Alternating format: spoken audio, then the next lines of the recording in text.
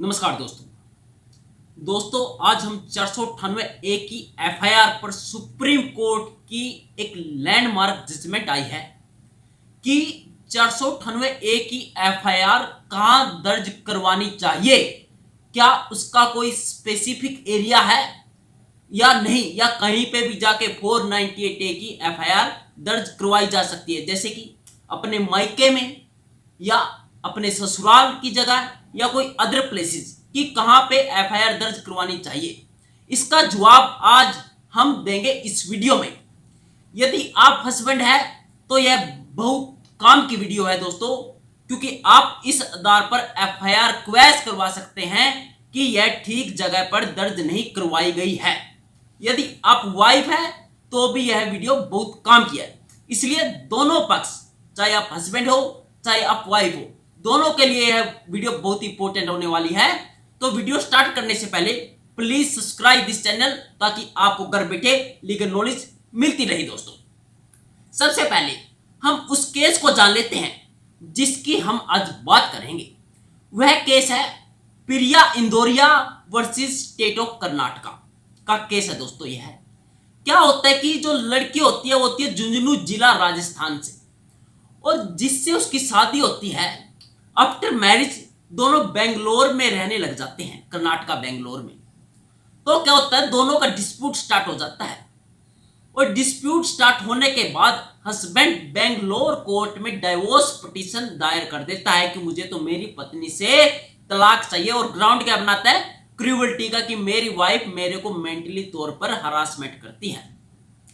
जब दोनों में डिस्प्यूट बढ़ जाता है तो पत्नी अपने पति का घर छोड़ के अपने मायके झुंझुनू चली जाती है राजस्थान में, और वहां पर 498A की एफआईआर दर्ज करवाती है, जिसमें क्या करती है, सभी ससुराल वालों के नाम लिखा देती है।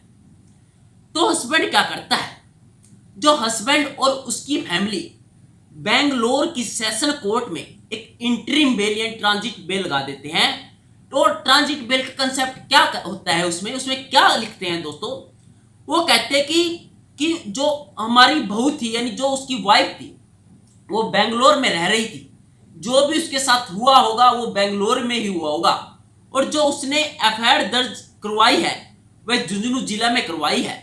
तो इसलिए हम यहाँ पे बेल लगा रहे हैं ताकि हमें अरेस्ट ना किया जाए तब तक के लिए, कि जब तक जहां पे एफआईआर दर्ज हुई है वहां जाके हम बेल ना लगा दें, यानी प्रोटेक्शन, अरेस्ट प्रोटेक्शन के लिए बेंगलोर कोर्ट में वो एंटिसिपेटरी बेल लगा देते हैं। तो दोस्तों जो बेंगलोर कोर्ट है वो क्या करती है, कंप्लेंट को नोटिस दिए बिना और जो आईओ था उसको सुने बिना जो हस्बैंड की बेल पिटीशन थी उसे अलाउ कर देती है, उन्हें ट्रांजिट बेल ग्रांट कर देती है। जब वाइफ को यह पता चलता है कि उनको बेल मिल गई है तो यह मामला दोस्तों सुप्रीम कोर्ट तक चला जाता है, और सुप्रीम कोर्ट में ट्रांजिट बेल के खिलाफ और वाइफ ने ग्राउंड रेज किया।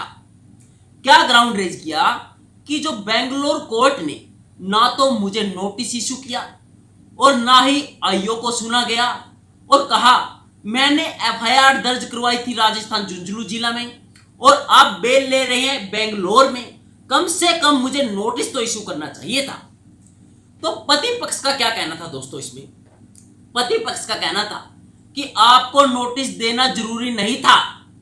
क्यों जरूरी नहीं था, क्योंकि आप मैरिड हो और आप बेंगलोर में रह रही थी दैट टाइम, कि जब आपके साथ कोई इंसिडेंट हुआ उस टाइम आप बेंगलोर में थी, और आपको जो एफआईआर थी वो बेंगलोर में दर्ज करवानी चाहिए थी, ना कि झुंझुनू जिला में आपके मायके और आप एफआईआर दर्ज करवा रही हो राजस्थान जाके। यह तो दोस्तों बहुत ही रेलेवेंट क्वेश्चन था।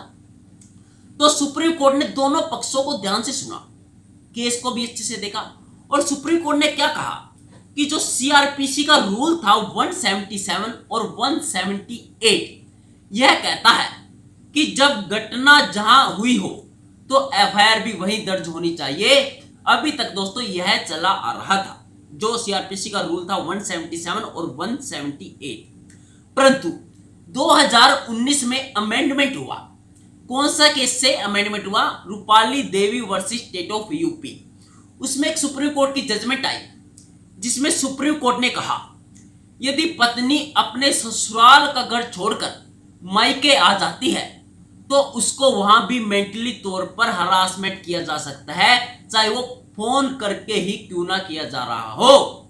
यानी मायके में जाकर भी पत्नी 498A की एफआईआर दर्ज करवा सकती है, वहां भी उसकी ज्यूरिडिक्शन बनती है। तो यहां सुप्रीम कोर्ट ने साफ कर दिया कि आप 498A की एफआईआर वहां दर्ज करवा सकते हो, झुंझुनू जिला राजस्थान में। और सुप्रीम कोर्ट ने जो हस्बैंड को और उसके परिवार वालों को एंटीसिपेटरी बेल दी थी उसे डिसमिस कर दिया, और बेंगलुरु कोर्ट से जो बेल को डिसमिस करके उन्हें कहा कि आप जो राजस्थान झुंझुनू जिला में जाके ही बेल लगाइए, आप वहीं से बेल ले सकते हो, ना कि यहां से। यह थी दोस्तों एक जजमेंट सुप्रीम कोर्ट की, जो हस्बैंड और वाइफ दोनों के लिए इंपॉर्टेंट है। कि कभी आप ऐसा सोचे कि मेरी वाइफ ने यहाँ बेल लगा दी है, वहां नहीं लगा सकती, या मेरे वाइफ ने वहां पे केस कर दिया है, यहाँ पे करना चाहिए था, ऐसा कुछ भी नहीं है। वाइफ कहीं पे भी जाके केस कर सकती है और आपको बेल वहीं से लेनी पड़ेगी। यदि आपको इस प्रकार की कोई और लीगल जानकारी चाहिए तो हमें फॉलो जरूर कीजिए।